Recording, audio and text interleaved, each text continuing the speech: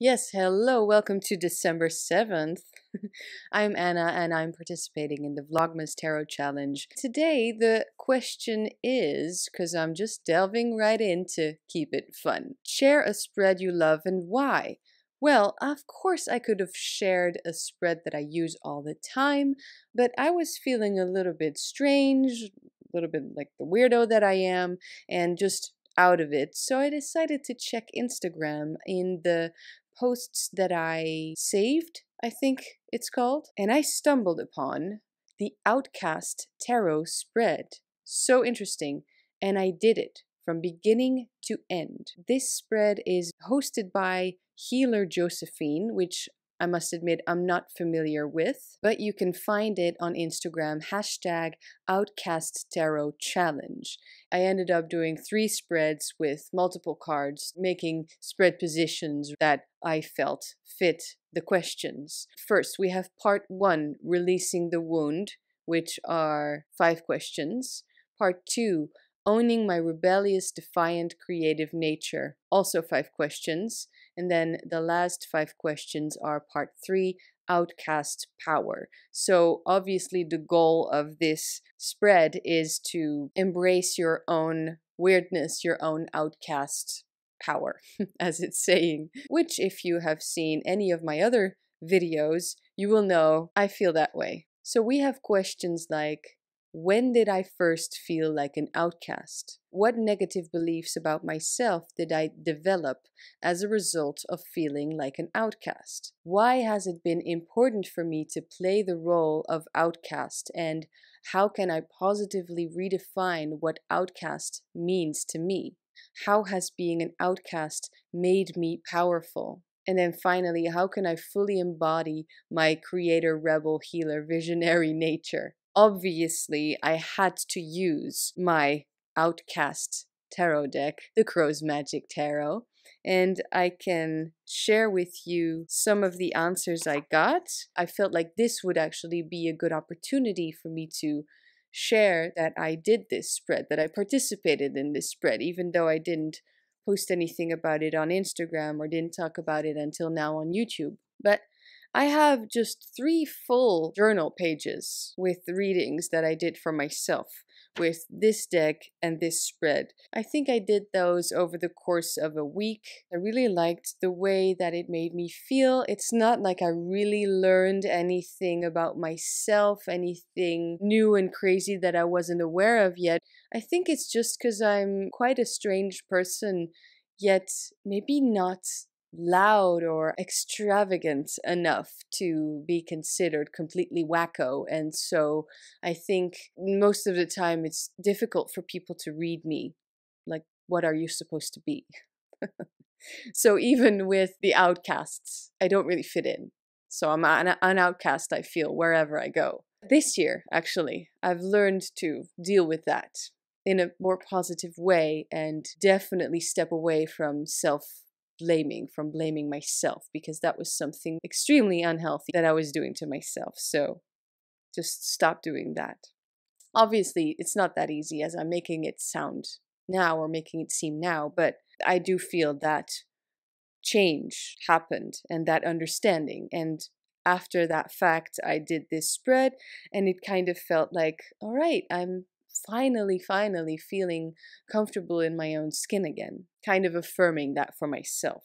Using the weirdest deck that I have, and it's definitely in my top 5, I think forever, because it just works so well for me. When did I first feel like an outcast? I got the Fool card.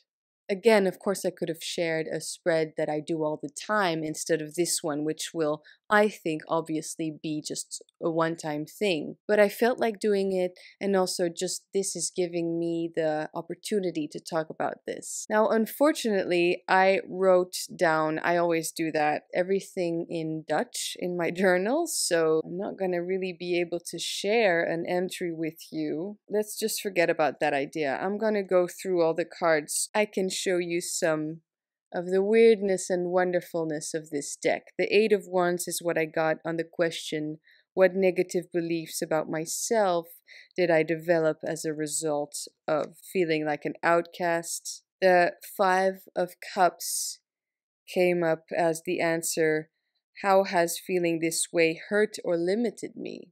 I got the 9 of Cups on, am I still carrying a wound from past experience where I felt rejected or cast out? This is actually interesting. Such a positive card. I remember I always felt like an outcast, even before I knew that there was a word for it. But for instance, at a time during high school, which is of course an uncomfortable time for most people, I remember I was feeling empty and lost, which of course can also indicate the 5 of Cups. It was just so much easier to be alone. I am comfortable alone. I think I'm pretty good alone. It's just you need both, right? In order to truly appreciate being on one's own, you also need the other side of the spectrum, the friends, the people who actually care about you and respect you and want to hang out with you. And at that time, there was a time where I didn't have that. And so I thought I wasn't good enough for a friendship, or that I maybe just wasn't made for it. I just maybe wasn't made to hang out with other people. At a certain point, it became really difficult. Even when I made friends, my brain kept going, do they really mean this? Are we really friends? Are they lying to me? Can I really trust you? That's also, I think, the Cups being water, how, especially when you're younger, you make the mistake of thinking, by shutting yourself off, shutting your feelings off, so basically turning cold and hollow, that is the way to go to escape pain. Whereas later in life, you realize the element of water, the heart, the love, the true love, what I was talking about yesterday, is the answer, is the savior. You're not going to not have pain by shutting out the love. So that's the answer. You're going to get pain either way. But might as well embrace everything, life and love and all of that, and truly be in it. Have an open heart instead of a closed one. Share your warmth because it's in there, right? It's just frozen. And just trust. Just trust. If you get screwed over again, so be it. At least you were in it for real. It's strange. It's the tendency to be a people pleaser while not letting anybody in. Both of those things have changed. Let nothing freeze any part of you. It should flow like water. It should keep going. It should be the life force, the heartbeat. But I also realize it's changing. There's more cause to have warmth and sometimes a little bit too much heat, like fire. I'm talking getting angry, getting mad, actually giving them my peace of mind instead of immediately thinking, oh, it's my fault. I think outcast power is about embracing who you truly are, who you are, and not forcing anything. And you know how the things that matter in life kind of fill you.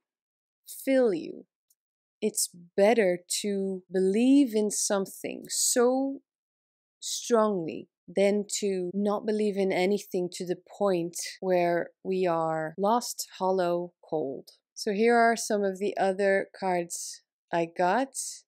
These are now out of order because I got the Knight of Wands twice and I don't remember in what position. There's death. It was Queen of Cups, Water of Water. I think truly the reason I love that spread so much is because it made me think about all of this and also about how far I've come and also how extremely recent all of these doubts were. I don't consider myself crazy for having those doubts or having these thoughts and feelings. It's just there was a lot of unresolved stuff. Not saying it's resolved, but I'm saying at least now I feel a little bit more safe. So that's a win in itself. Okay, thanks so much for being here, and I will see you all tomorrow.